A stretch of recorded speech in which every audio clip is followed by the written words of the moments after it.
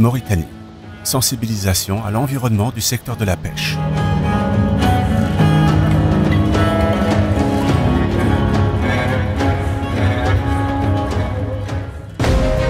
Unique.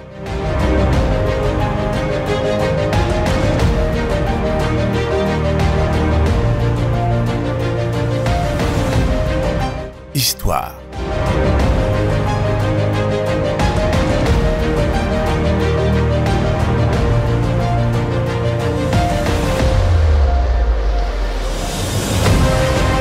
Richesse.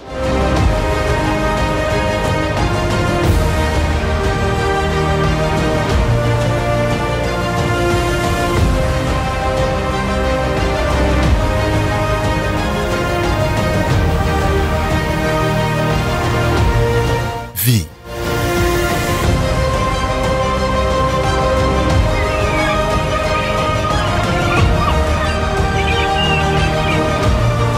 Trésor.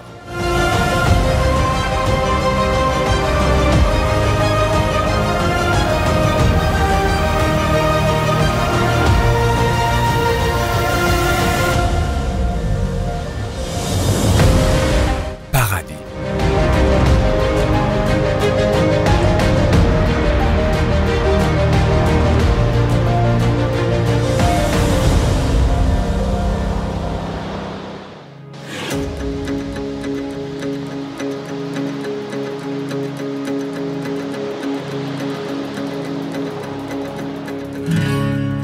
Je suis la mer. Un énorme être vivant qui baigne tous les continents de la planète. Il y a autant d'organismes qui habitent mes eaux que d'organismes qui habitent dans toute la Terre. Peut-être même plus. Parce que les êtres humains, vous ne connaissez que 5% des organismes que j'abrite. Je déplace de l'énergie, des nutriments et de la vie.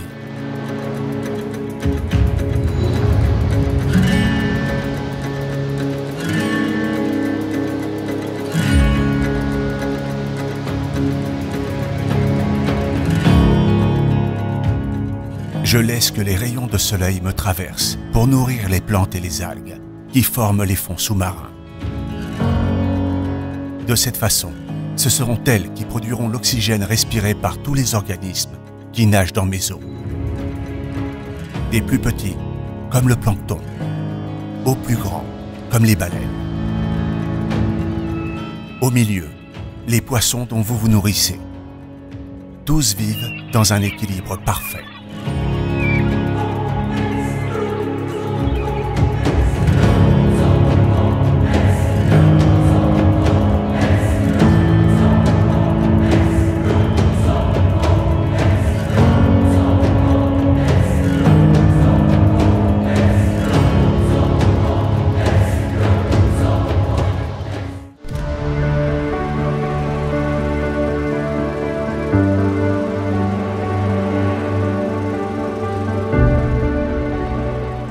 Vous, les êtres humains, vous péchez, cela fait des siècles.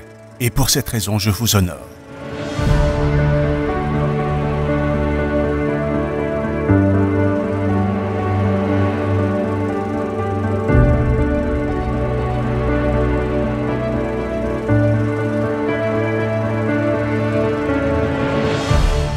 Vos peuples ont péché et respecté mes eaux depuis des siècles.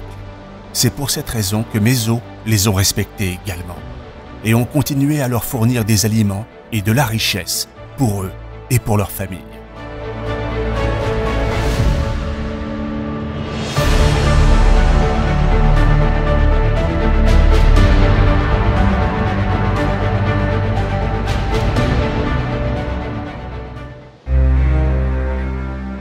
Mais mes eaux ne supportent pas tout. Il est important pour moi que vous vous occupiez d'elles, comme l'ont fait vos ancêtres. Sinon, mes eaux s'appauvriront et il faudra que vous cherchiez une autre forme de survie.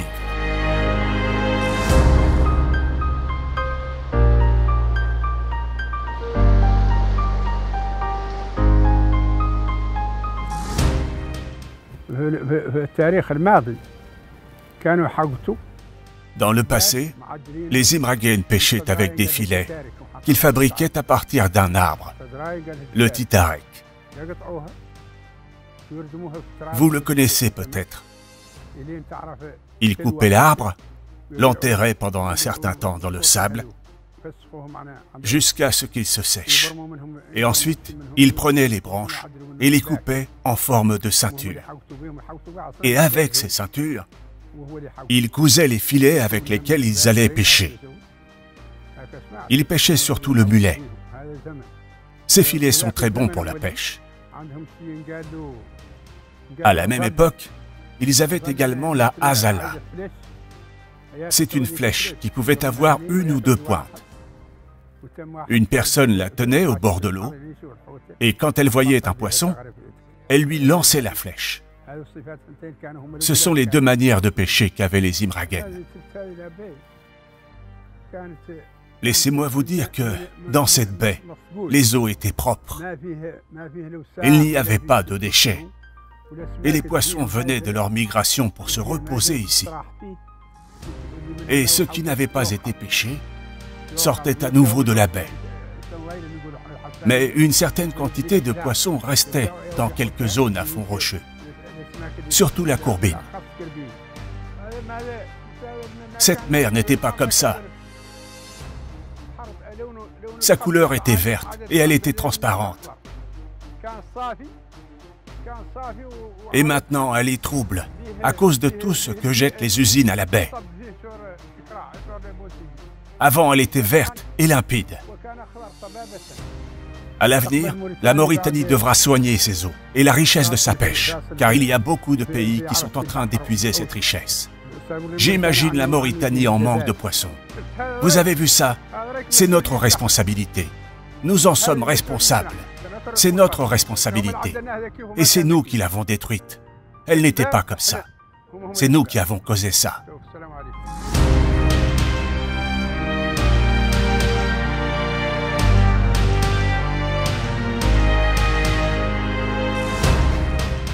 Il existe heureusement des réglementations en matière de pêche. Elles vous protègent et protègent la pêche qui vous donne de quoi manger. Si vous les respectez, il y aura des poissons pour tous.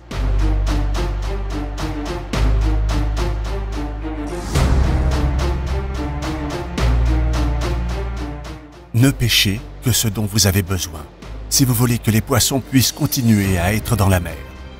Utilisez des arts de la pêche vous permettant de rendre vivantes à la mer les captures dont vous n'avez pas besoin.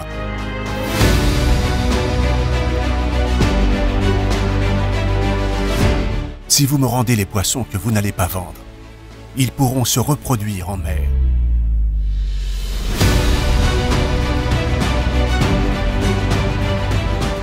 Même s'ils sont morts, ils serviront comme aliment pour d'autres animaux. Si vous capturez d'autres espèces, tortues, oiseaux marins, rendez-les-moi vivants. Elles appartiennent à la mer, pas à la terre. Et c'est ici où elles doivent être pour que tout soit en équilibre.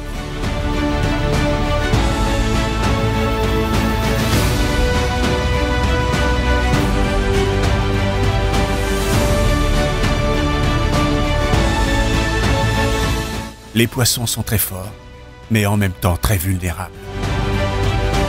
Ce n'est que si vous les laissez atteindre leur maturité sexuelle que vous pourrez continuer à disposer d'abondantes populations pour pêcher. C'est pour cette raison que vous devez respecter les tailles minimales. L'arrêt biologique instauré en Mauritanie, c'était justement pour le poulpe. D'accord? Vous savez que le poulpe, c'est une espèce très vulnérable, qui a une vie très courte, à peu près une année à une année et demie.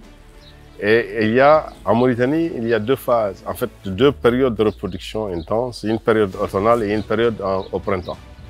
Et qu'est-ce qui se passe? C'est-à-dire qu'au cours de ces phases, non seulement il y a la ponte, mais en plus, après l'éclosion, il y a le recrutement. Et donc, c'est ce qui fait qu'en protégeant, si vous voulez, ces deux phases, que sont la période de ponte et la période de recrutement, on est sûr et certain de renouveler le stock qui, comme vous le savez, il est complètement surexploité. Donc, si on détruit encore ces deux phases sensibles, ça veut dire forcément qu'on va complètement détruire le stock de poulpe en Mauritanie. Historiquement, ça a été fait pour protéger, justement, pour essayer de protéger un peu le poulpe. Mais bon, voilà, ça s'étale à peu près, lorsqu'on le fait, on interdit toutes les autres pêches en général de fond. On essaie d'arrêter en tout cas. Pourquoi? Parce que tout simplement, il y a beaucoup de pêcheries ou d'engins qui amènent des poulpes comme plus accessoires. Et là, si on ne protège pas le poulpe contre ces engins-là, ils peuvent également... en fait, voilà, l'arrêt biologique n'aura aucun sens. Voilà. Que ce soit les arrêts biologiques, que ce soit les aires marines protégées, c'est un moyen, si vous voulez, de gestion un tout petit peu, c'est des moyens de gestion, d'aménagement des pêcheries de manière générale. Nous, on a ici l'aire marine la plus importante ici, c'est le Bandarguin. Le Bandarguin, le PNBA, Parc National du Bandarguin. Et ce parc, vous savez, il y a, en fait, je vais dire que si ce n'est pas la plus grande étendue d'herbiers, les herbiers, les cimodacées, les zoostera, il y en a plein, qui fait que, et en général, tous les animaux marins, poissons, crevettes et autres, s'ils pondent, les petits, les larves, ils viennent toujours dans la zone la plus côtière. Et pourquoi? Parce que tout simplement, ils sont soit encore, ils sont petits, ils cherchent des zooplanctons.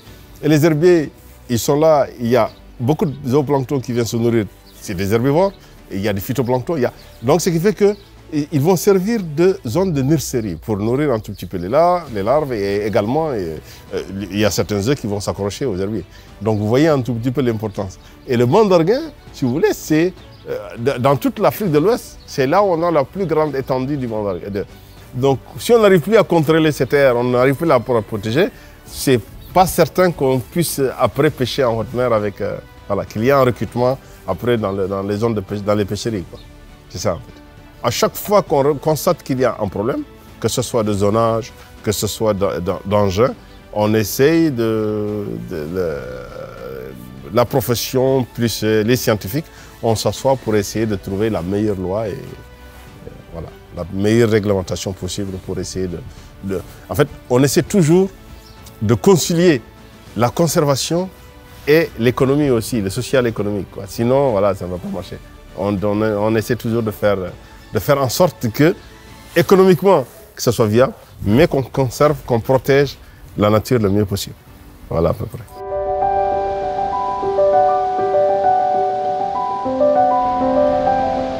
L'huile et l'eau ne se plaisent pas, ne se mélangent pas, et l'huile noie les plantes et les algues, ne laisse pas passer les rayons de soleil, et couvre la peau et les branchies des poissons, en les tuant par asphyxie.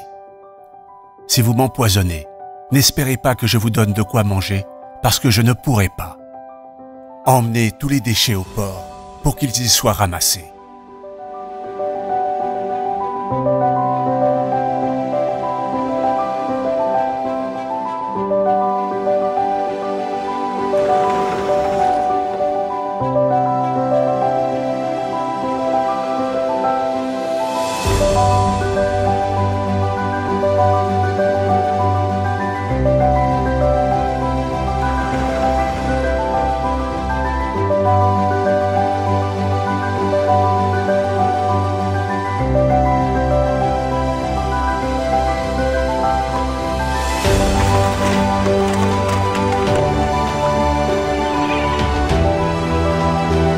Nous avons un programme d'évacuation des ordures au niveau du port. Pour ce faire, nous avons acquis des 4 WOW, des petites voitures, des petites camionnettes légères qui peuvent rentrer dans les riels et qui font le ramassage quotidien. Et nous avons une très grande voiture qui vient chaque jour ramasser tout ce que les WOW ont collecté. Nous avons une équipe journalière qui passe dans toutes les petites riels du port et qui vient dans chaque magasin pour récupérer ces ordures. Nous doublons ces efforts au moment de l'arrêt biologique. Avant l'arrêt et après l'arrêt biologique, il y a une grande concentration et nous doublons les effectifs pour faire le ramassage. Nous comptons dans un avenir proche acquérir des bacs à ordures. Les bacs que nous avons ne sont pas suffisants. Nous allons encore augmenter le nombre de bacs à ordures et nous allons éviter le dépôt des ordures par le ramassage instantané. Nous allons également contracter avec une ONG pour le ramassage des huiles qui vont dans le port et nous contrôlons le déversement des huiles des bateaux au niveau de la mer par les collectes que nous faisons chaque mois sur les bateaux qui font leur vidange. Maintenant, vous faites des filets monofilaments, du plastique qui met des siècles à disparaître.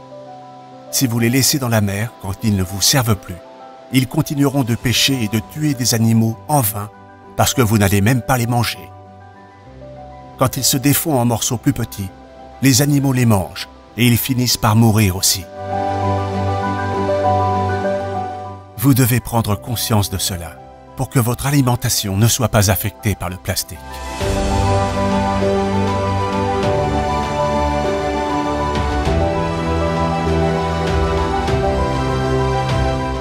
Tuer pour le plaisir de tuer, détruire la mer gratuitement. Pourquoi? Qui en tire bénéfice? Voilà la question que je vous pose.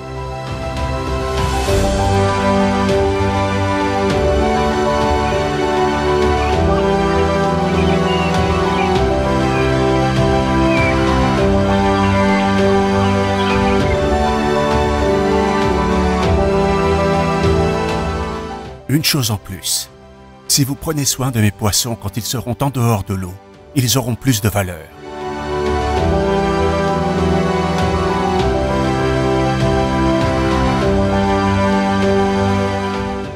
Vous avez reçu la mer de vos ancêtres et vous jouissez de mes richesses. Maintenant, c'est votre tour. C'est votre obligation de me soigner et de me laisser, sinon mieux, au moins tel que vous m'avez reçu. De cette façon, vous garantirez que vos enfants et petits-enfants puissent pêcher et manger de la mer, comme vous l'avez fait vous.